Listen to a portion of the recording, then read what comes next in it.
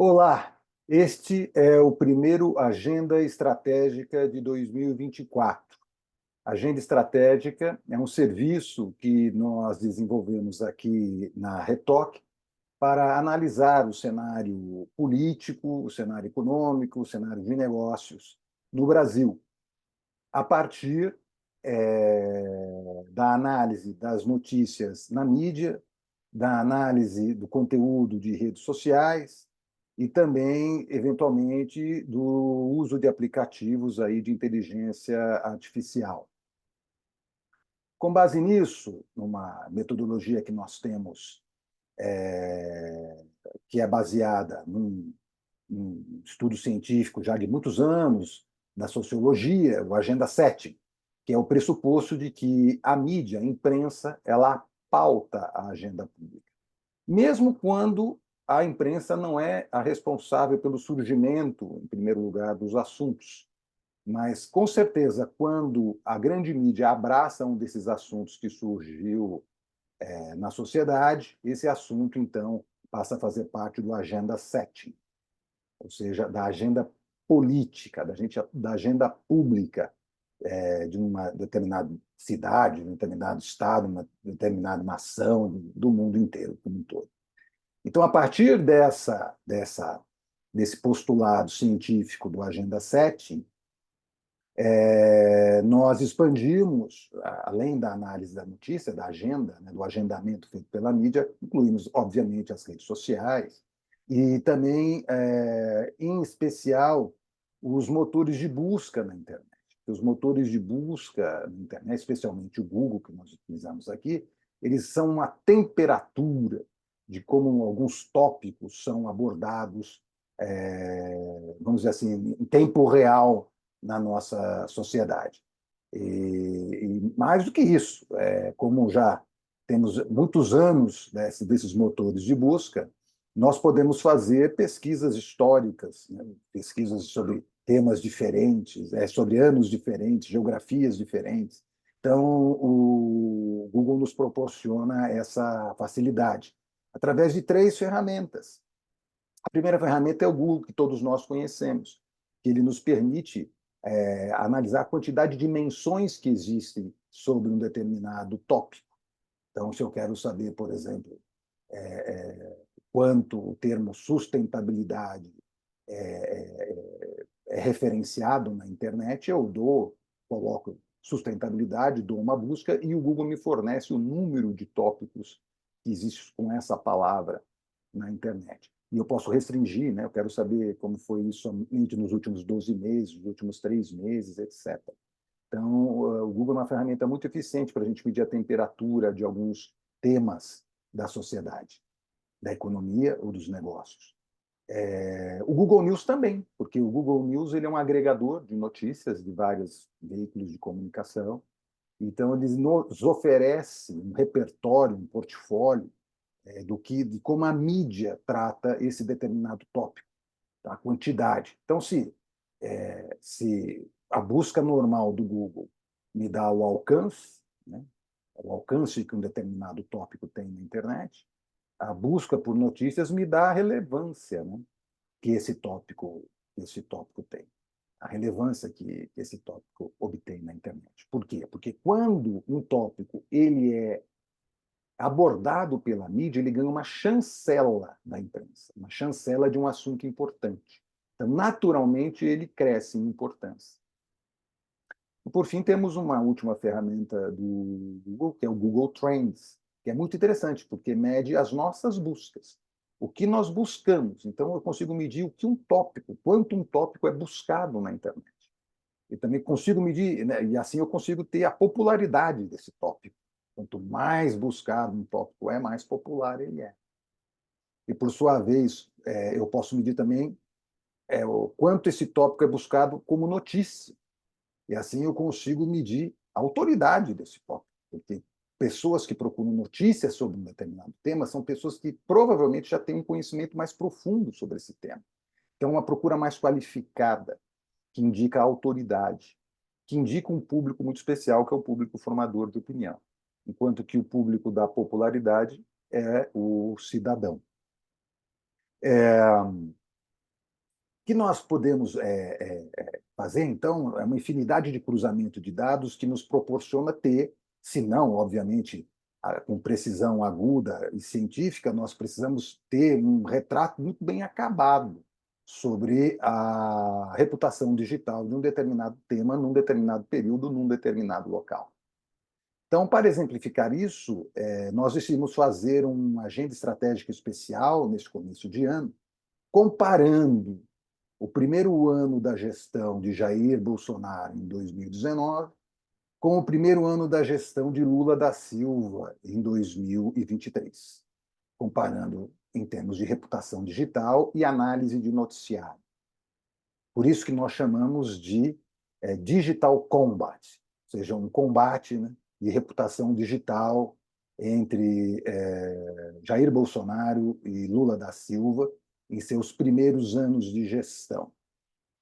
E o que nós podemos apreender daí é que muitas surpresas se apresentam que nós poderemos compartilhar com vocês. A primeira grande surpresa, eu preciso explicar um pouco melhor aqui, que, na verdade, é o grande tema desse nosso Digital Combat. O efeito Orloff na política brasileira entre 2019 e 2023. O que é efeito Orloff? Orloff, uma vodka que, nos anos 80, fazia um anúncio na TV mais ou menos assim. Uma pessoa, um homem, estava tomando um drink numa festa, num bar, e, de repente, um clone desse homem aparecia e com a cara meio amassada, com abatida, com a cara de quem estava de ressaca, e falava para o seu clone que ainda estava tomando a sua bebida feliz: ó, eu sou você amanhã. Ou seja, amanhã você estará de ressaca, provavelmente porque você está tomando essa bebida, né, que não é adequada. Obviamente, era uma propaganda da vodka Orloff, a bebida adequada seria a vodka Orloff, e que não causaria ressaca no dia seguinte. Então, por isso que era o aviso: eu sou você amanhã. A propaganda fez muito sucesso, imediatamente caiu na boca do povo e começou a ser usado, né, por economistas e pela mídia em geral nos anos 80 para retratar uma situação econômica que nós vivíamos aqui, especialmente na América do Sul, e especialmente nos dois principais países da América do Sul, a Argentina e o Brasil, que era a tentativa de conter a hiperinflação que assolava a economia. E aí sucessivos planos econômicos eram feitos, etc. A Argentina começou com isso, um plano de congelamento, invariavelmente não deu certo. Então, a brincadeira daqui da imprensa, dos economistas, era que a Argentina falava para a gente: eu sou você amanhã. Ou seja, provavelmente os economistas, os ministros brasileiros adotariam as mesmas medidas que foram adotadas na Argentina. Essas medidas provavelmente não dariam certo e aí a economia ficaria de ressaca novamente, com as taxas de inflação altas, carestia de produtos e serviços, etc. Então, era essa a metáfora, né? A brincadeira do efeito Orloff. E, na verdade, aqui eu quero fazer uma transição dessa metáfora para os nossos tempos aqui e da economia para a política, porque eu acredito que nós estamos experimentando um verdadeiro, talvez um dos maiores efeitos Orloff da política brasileira, com certeza, ou talvez da política mundial. E começo com um exemplo muito simples. Se você pegar em 2019, Lula da Silva tinha acabado de sair da cadeia, da Polícia Federal em Curitiba, tinha sido já transferido para São Paulo. Lula da Silva continuava inelegível. Lula da Silva tinha todos os seus bens bloqueados. Lula da Silva continuava culpado pelo caso do triplex. E Lula da Silva continuamente se via se altercando com os juízes e procuradores da Operação Lava Jato.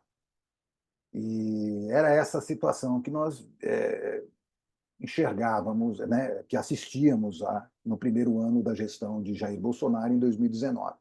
Ainda que Lula conclamasse a oposição para retomar o poder, acredito que nem os mais fanáticos aliados do Lula da Silva acreditavam que seria possível uma reviravolta tão grande em tão pouco tempo. Mas a verdade é que isso aconteceu. Em 4 anos, em 2023, por exemplo, nós temos Lula da Silva na cadeira de presidente da República. Ele não é mais considerado culpado em nenhum dos casos em que foi julgado em 2 instâncias. Lula da Silva consegue governar sem maiores problemas, sem maiores dificuldades. E, por outro lado, Jair Bolsonaro está inelegível. Jair Bolsonaro tem uma série de processos na justiça, há uma série de inquéritos do STF, do Supremo Tribunal Federal, da Polícia Federal, sobre o ex-presidente. O ex-presidente está num partido no qual ele não tem o comando, ou seja, a situação de Jair Bolsonaro é como se Lula da Silva e Jair Bolsonaro tivessem trocado de lugar, simplesmente, de uma hora para outra. Um efeito Orloff completo na política brasileira. O interessante é a gente tentar entender como é que isso se processa e quais são os impactos desse efeito Orloff. Em primeiro lugar, então, é preciso a gente entender as diferenças entre os políticos Lula da Silva e Jair Bolsonaro. São totalmente diferentes. Então, aqui eu queria, na verdade, ressaltar as principais diferenças entre eles para efeito desse estudo que nós estamos aqui trabalhando. A primeira e grande diferença é que Jair Bolsonaro é um político legislativo. Jair Bolsonaro fez toda a sua carreira de 20 anos de parlamentar no chamado baixo clero do Congresso Nacional. Ou seja, não participava das grandes decisões, das mesas diretoras. Ele era, vamos dizer assim, da grande massa ali de parlamentares que seguia lideranças e não que era uma liderança em si. E nessa situação, imagine, um parlamentar que por 20 anos está nessa situação, ele teve que aprender a negociar, teve que aprender a se aliar, teve que aprender a ceder, teve que aprender uma série de coisas para poder fazer com que seus projetos e seus pleitos tivessem algum andamento no Congresso Nacional, especialmente na Câmara dos Deputados. Senão, isso não seria possível. Então, até pelo fato desse grande treinamento que Jair Bolsonaro teve, ele teve que ter, ele tem essa mentalidade do parlamentar, ou seja, da negociação, da reunião.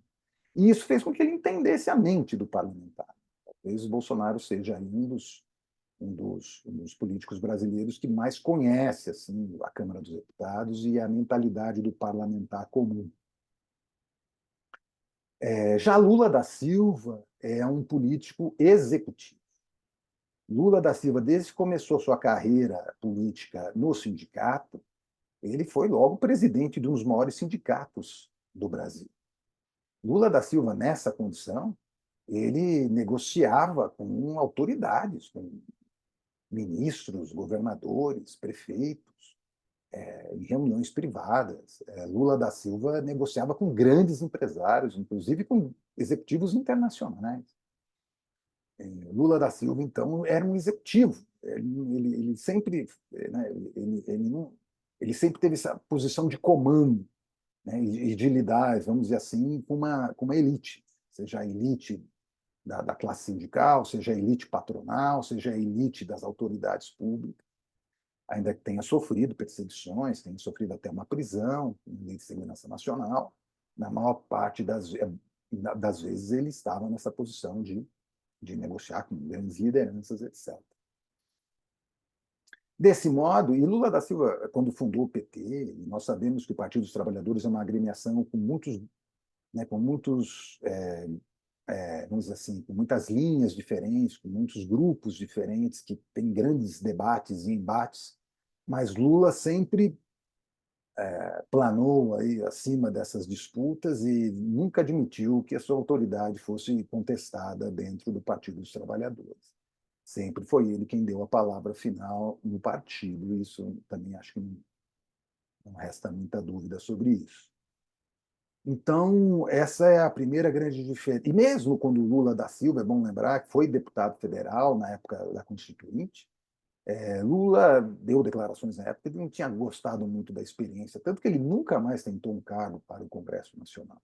Aquela experiência legislativa não o agradou, nunca mais quis participar, nem mesmo como um grande puxador de votos, que com certeza Lula da Silva seria para deputados do Partido dos Trabalhadores. A segunda grande diferença entre Jair Bolsonaro e Lula da Silva é que Jair Bolsonaro é um candidato digital. Ele,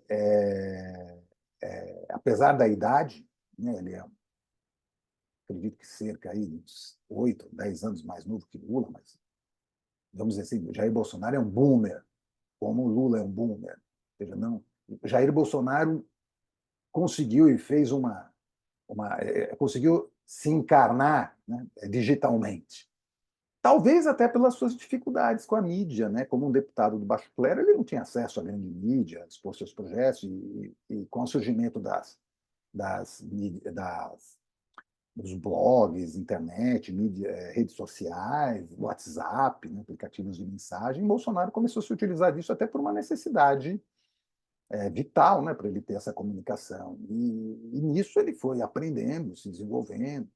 E eu lembro do debate quando ele participou da entrevista com os candidatos a presidente no Jornal Nacional. Logo depois que terminou a entrevista, ele fez, ali nos bastidores ainda da Rede Globo, ele fez uma live, ele mesmo.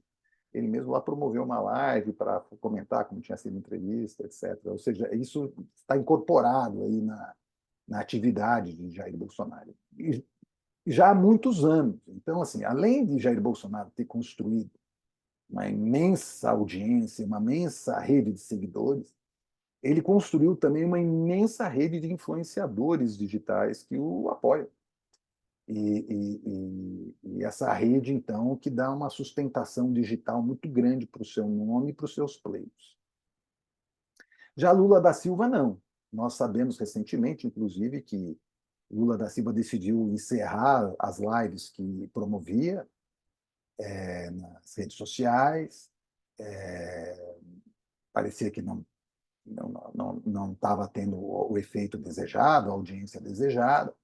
Lula da Silva decidiu abandonar e se concentrar em entrevistas para a mídia tradicional. A verdade é essa, que para o candidato Lula da Silva, um smartphone de hoje é pouco mais do que um telefone dos anos 80. Serve para fazer chamadas e, quanto muito, para enviar uma mensagem ou outra, acompanhar alguma coisa na, na internet. Então, essa é a segunda grande diferença entre esses dois políticos. E a terceira e última grande diferença, e talvez a principal delas, é que Jair Bolsonaro é um outsider vamos dizer assim, do sistema, né? E o Lula da Silva é um insider do sistema. O que isso significa? O que eu falo fora do sistema?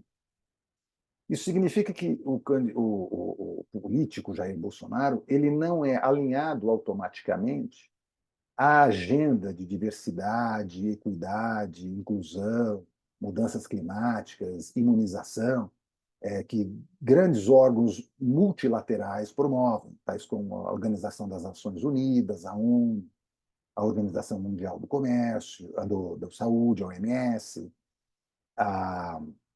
o Fórum Econômico Mundial. Jair Bolsonaro não é imediatamente alinhado, para não dizer que, às vezes, é frontalmente contrário a essas posições, o que o torna um outsider. E ele não está sozinho no mundo político internacional nessa posição. Temos um grande exemplo está nos Estados Unidos. Donald Trump também não está imediatamente alinhado com essa agenda. Então, assim, e outros políticos que poderíamos citar, Então, assim, Jair Bolsonaro representa uma tendência aí, uma grande diferença. Já Lula da Silva, apesar de muitos ainda o identificarem, e ele já foi identificado como de extrema esquerda, ou seja, não exatamente favorável a esses órgãos multilaterais, ou Fórum Econômico Mundial, etc. Lula da Silva, sabemos, até por declarações dele, de que um dos sonhos dele é ser presidente da ONU. Ou seja, ele encampa essa agenda, ele está alinhado. Nós sabemos que o Partido dos Trabalhadores e seus aliados estão alinhados com essa agenda promovida por esses grandes órgãos multilaterais. Então, essas três grandes diferenças, né, entre esses dois políticos é que faz com que o Bolsonaro, o Jair Bolsonaro, tenha uma imensa resiliência digital. É muito estranho quando nós vamos comparar os números, por exemplo, e percebemos que, quando nós fazemos uma busca por Jair Bolsonaro, isolamos no ano 2023, essas buscas são, né, são 3 vezes maiores do que as buscas realizadas pelo termo Lula da Silva. Ou seja, a popularidade de Jair Bolsonaro de popularidade digital, claro, é 2 vezes maior do que a popularidade de Lula da Silva. E, em outras palavras, esse público, ou seja, o cidadão comum que utiliza a internet, né, procura 2 vezes mais por Jair Bolsonaro do que procura por Lula da Silva. E não fica só nisso, né? Não fica só nisso, porque mesmo entre os formadores de opinião, há um verdadeiro empate técnico entre Jair Bolsonaro e Lula da Silva. Em 2023, com uma ligeira vantagem para o Jair Bolsonaro. O que eu chamo né, entre os formadores de opinião? São aquelas pessoas que buscam notícias sobre Jair Bolsonaro. Ou seja, são pessoas que, que têm o hábito de leitura, e nós sabemos que as pessoas que têm hábito de leitura, segundo a pesquisa Retratos da Leitura no Brasil, são pessoas geralmente da classe A, B, e são geralmente pessoas de nível superior, ou seja, um campo claramente progressista, bem mais progressista. E, mesmo assim, Bolsonaro tem uma ligeira vantagem em 2023 em procuras por esse público na internet. E, em 2019, havia também um empate, praticamente um empate técnico entre os dois políticos, só que dessa vez com uma ligeira vantagem para Lula da Silva. Talvez eu possa explicar um pouco isso mais adiante, mas talvez seja a agenda no qual os dois estão colocados de forma diferente, um no ano de 2019 e outro no ano de 2023, favoreça que formadores de opinião tenham interesse maior por notícias sobre isso. Isso nós vamos chegar lá à medida que eu for tratando sobre isso. De qualquer maneira, isso significa que eles têm um empate técnico em autoridade. Né? Enquanto Jair Bolsonaro lidera em popularidade, em autoridade, os dois políticos têm um verdadeiro empate técnico, pelo menos na avaliação que fizemos isoladas em 2019 e depois em 2023. Quando nós vamos analisar o alcance do termo Jair Bolsonaro, a coisa é muito parecida com o fenômeno das buscas. Jair Bolsonaro, em 2023, tem o dobro de menções na internet do que Lula da Silva, ainda que Lula da Silva seja o presidente da República. E Jair Bolsonaro não ocupe nenhum cargo público no momento. Mesmo assim, Jair Bolsonaro mantém uma grande diferença. O que isso significa? Significa que um público muito especial na internet, que nós chamamos aqui de indexadores, o que é um indexador? Ou seja, aquilo que eu já havia comentado, são aquelas pessoas que publicam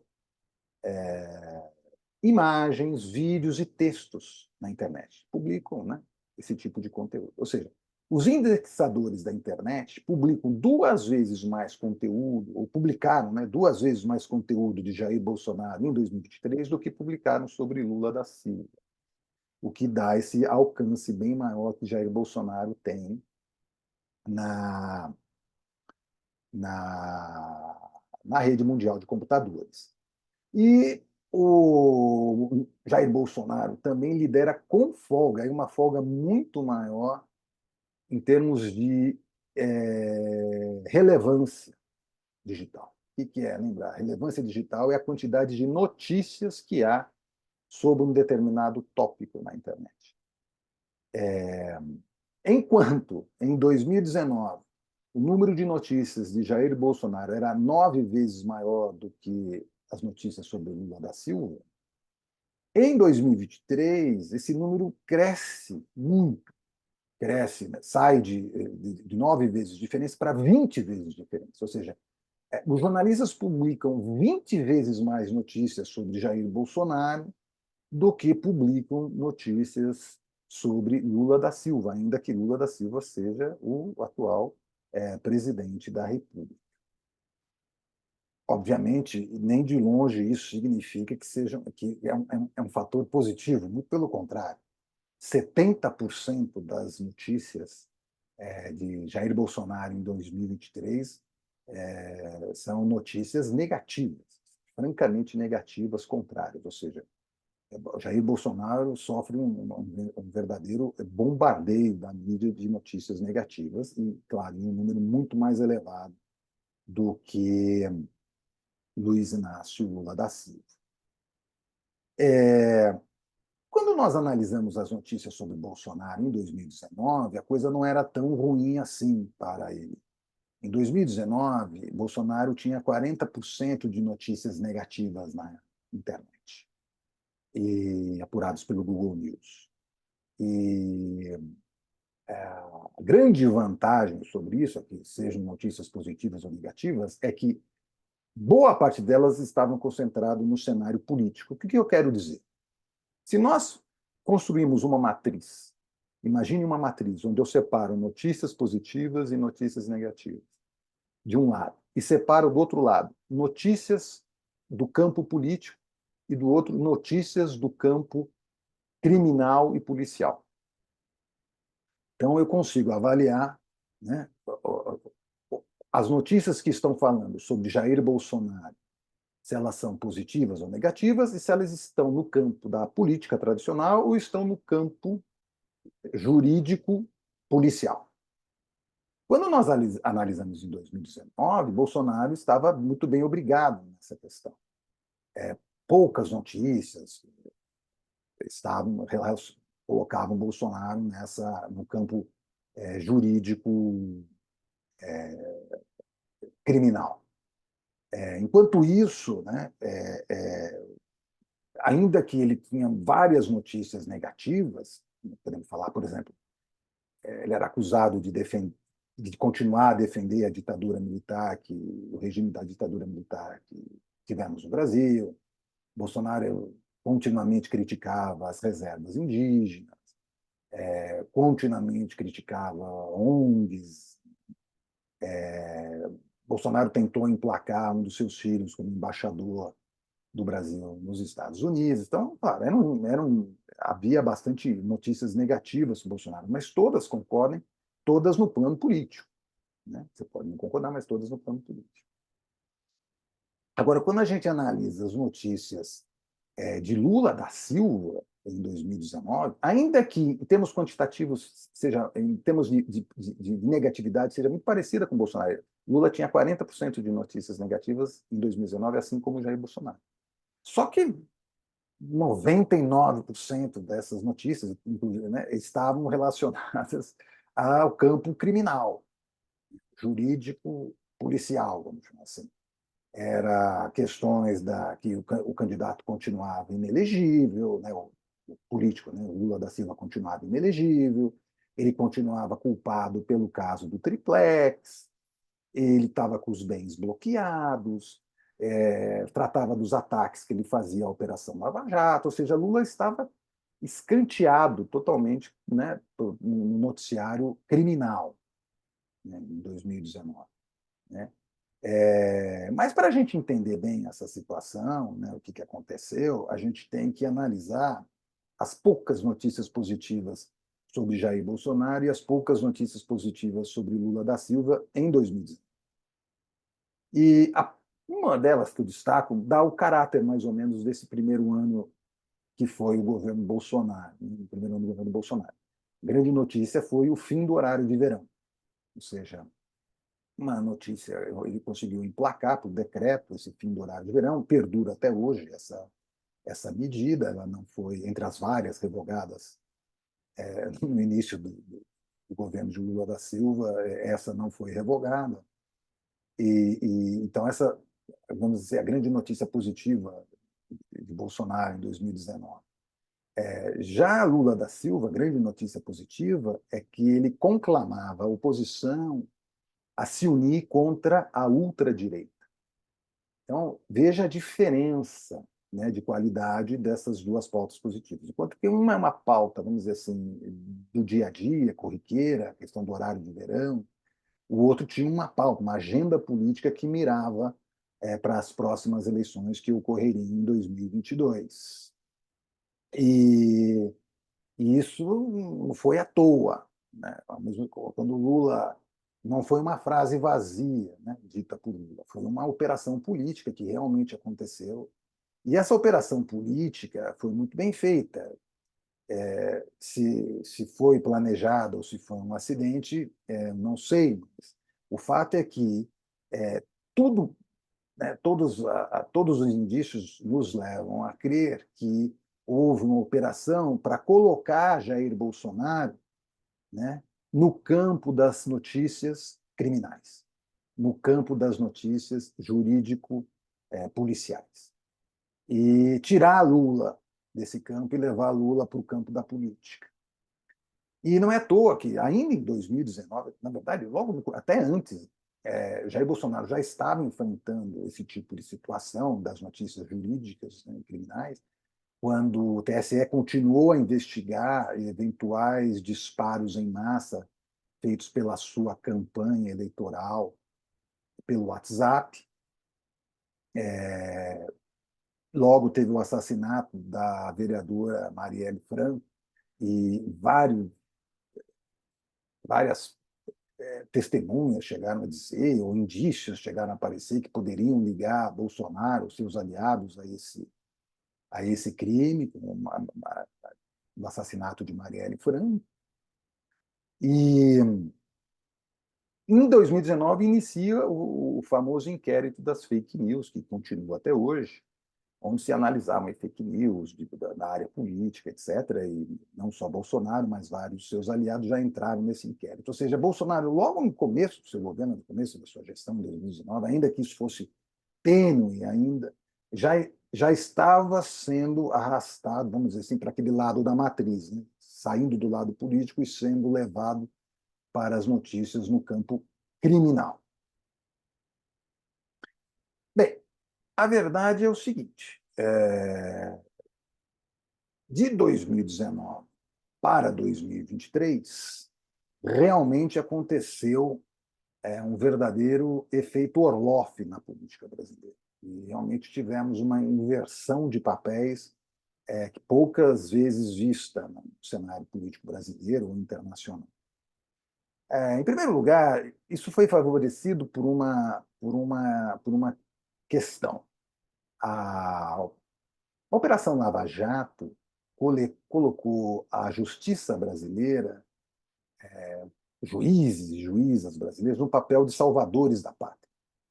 Ou seja, o poder judiciário seria o poder que ali estava particularizado na vara de Curitiba. O poder judiciário iria salvar o Brasil da corrupção. Então, havia toda uma comoção popular em torno desse sentido, um apoio às decisões desses juízes, desses promotores, etc. O poder judiciário como um poder que iria resgatar o Brasil aí dessa corrupção endêmica. De lá para cá, de 2019 para 2023, a Operação Lava Jato foi parcialmente se esvaziando e perdendo relevância, e perdendo força, mas isso não significa que o Poder Judiciário tenha mudado de papel. Pelo contrário, agora o Poder Judiciário continua no papel de salvador da pátria, agora para salvar o Estado democrático de direito aí de eventuais tentações autoritárias do então governo que havia se instalado no país em 2019. E o STF se tomou esse papel, né? Tomou esse papel dessa defesa, vamos chamar assim, da democracia, e desde então acabou operando de uma maneira que fizesse com que o efeito Orloff tomasse forma, a forma final que tomou no Brasil agora em 2023. Se não, vejamos quais são as notícias que nós temos hoje sobre Jair Bolsonaro, né? Tivemos, né, em 2023. Notícias aí que nós apuramos, todas da grande mídia, selecionadas pelo algoritmo do Google. Praticamente 70% delas negativas, lembro de novo. Praticamente todas elas na esfera criminal da nossa matriz. A Bolsonaro se tornou inelegível, o caso da malversação de presentes que recebeu enquanto estava na presidência da República, importunação de baleia, divulgação de fake news, racismo, homofobia, incitação a golpe de Estado, montagem de uma BIM paralela e até agora, mais recentemente, que nós estamos vendo, acompanhando aí todas as investigações da Polícia Federal e do STF, levando a crer aí, né, que as complicações criminais de Jair Bolsonaro só tendem a complicar, em vez de melhorar. Enquanto isso, Lula da Silva nada de braçada na mídia brasileira. Lula teve apenas 30% de notícias negativas em 2023. Obviamente, teve muito menos notícias do que Bolsonaro. E é aí que está a questão. Acho que esse fenômeno explica duas. Agora acho que pode ficar mais claro. Isso explica dois fenômenos. Né? A questão da autoridade. Por que Lula tinha um pouquinho mais de autoridade que Bolsonaro em 2019?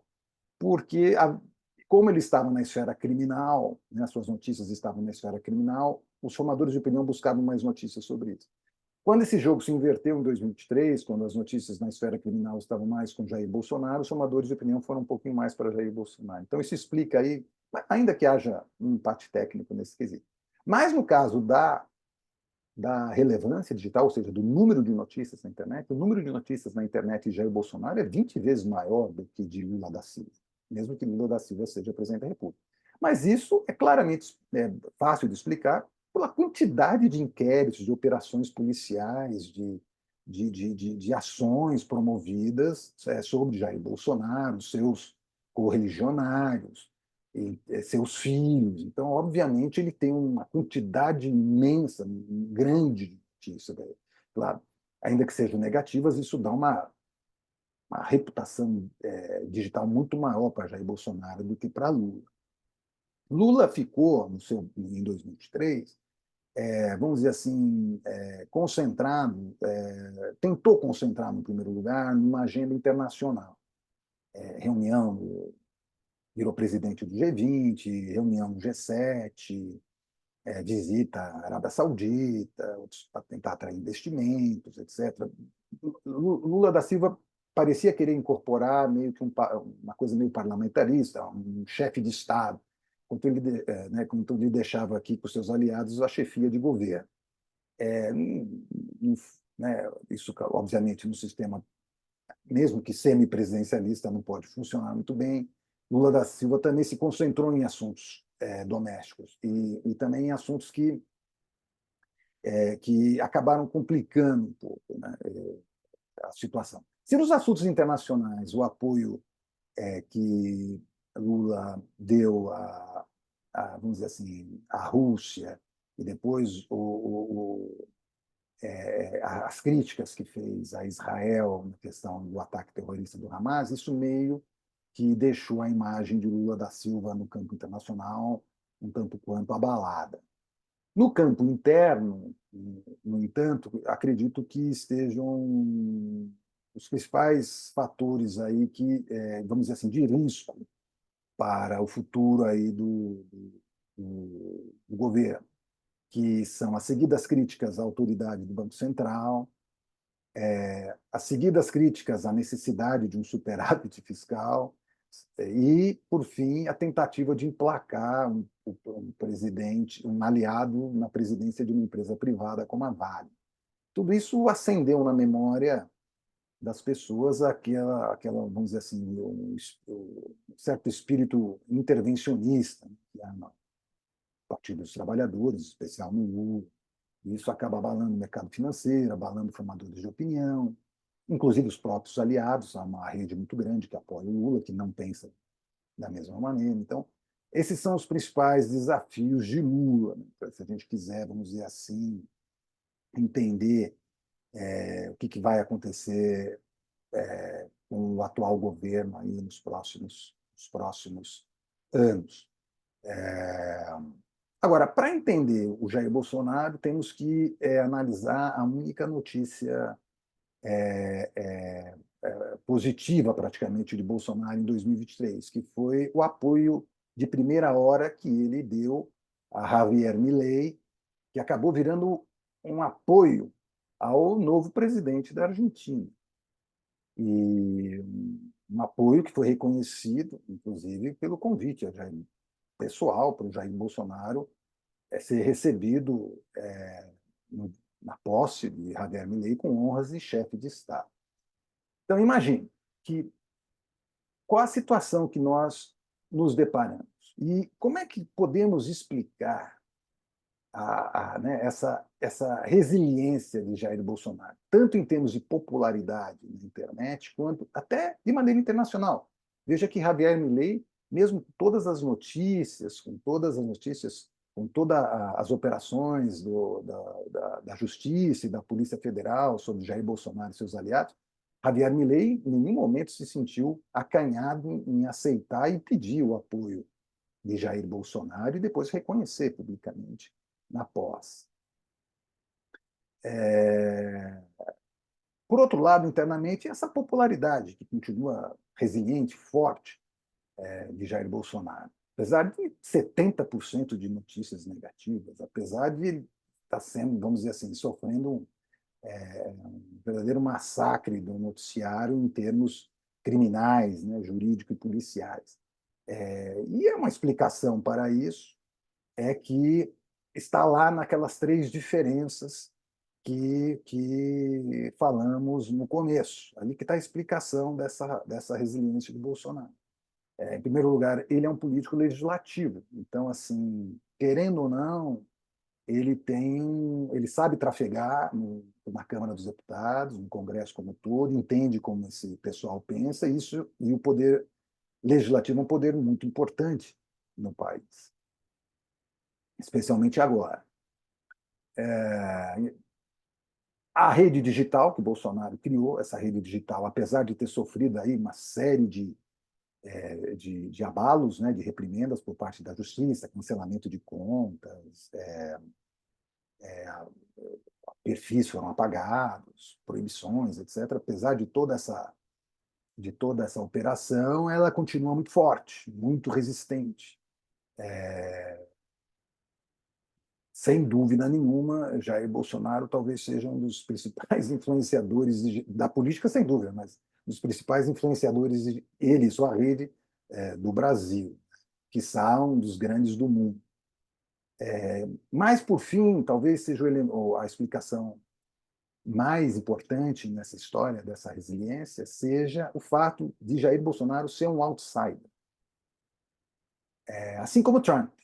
Muitos se perguntam na mídia americana, mas Trump, vários processos abertos na justiça americana contra Donald Trump, vários problemas, várias acusações, e Trump, contra todas as apostas, sobreviveu, está aí vencendo as primárias do Partido Republicano e disputa a presidência com chances de vitória. Né? Vai provavelmente se disputar, se confirmar o seu nome, pelas que as pesquisas dizem, tem grandes chances de vitória nos Estados Unidos. Por quê? Porque quando o sistema, ou seja, o sistema, pode ser, né, a mídia, o poder judiciário, bate em alguém que é fora do sistema, isso, em vez de enfraquecer esse alguém, aumenta o seu poder para os seus apoiadores, para os seus correligionários. Então, assim, realmente, Donald Trump é fora do sistema. Olha como ele é perseguido pelo sistema. E o mesmo fenômeno provavelmente se verifica aqui. Esse massacre assim, né, midiático, assim, notícias negativas, que é provocado por uma coleção enorme de operações judiciais e policiais sobre Jair Bolsonaro e seus aliados. A mídia não dá notícia sobre nada, né? Dá notícia sobre essas operações. Mas isso acaba por reforçar esse lado outsider do Bolsonaro para os seus apoiadores, o que, em vez de enfraquecer, o fortalece.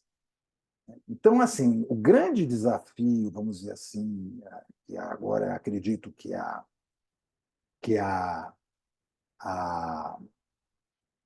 atual situação, né, o atual governo e seus aliados têm diante de si, é como enfrentar esse fenômeno. Né? Ainda que a operação efeito Orloff tenha dado certo, ela não, provavelmente ela não deu certo totalmente. Pode ser acontecer o que ia acontecer com Bolsonaro, né? Mas Bolsonaro continuando aí, né? De qualquer lugar onde ele esteja, ele com certeza é hoje o principal, vamos dizer assim, cabo eleitoral sem cargo no Brasil. Não há uma figura política com uma capacidade de mobilização de votos que Bolsonaro ainda mantém, seja qual for a condição que ele esteja, etc. E isso é uma situação que o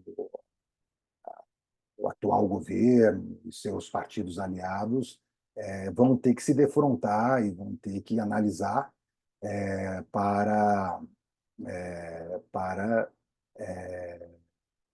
as próximas eleições agora, para candidatos na prefeitura e também para a sucessão presidencial que vai acontecer. Então, esse é o resultado do nosso agenda estratégica Digital Combat. Nós, da Retoque, produzimos esses tipos de relatórios, já produzimos esses tipos de relatório para várias organizações, empresas, entidades de classe, sobre temas específicos, sobre análise dos três poderes, ou sobre questões de negócio específicas, etc. E podemos fazer essas análises com base nesses, né, com base nesses critérios que levantamos para a sua organização. Basta entrar em contato com a gente e nós colocamos aí os nossos contatos e podemos realizar para a sua organização uma agenda estratégica como essa que nós apresentamos aqui, com vamos assim, a batalha digital, de reputação digital entre Jair Bolsonaro e Lula da Silva em seus primeiros anos de governo, 2019 e 2023. Agradeço a paciência, agradeço a audiência. Qualquer dúvida, basta nos procurar e até a próxima.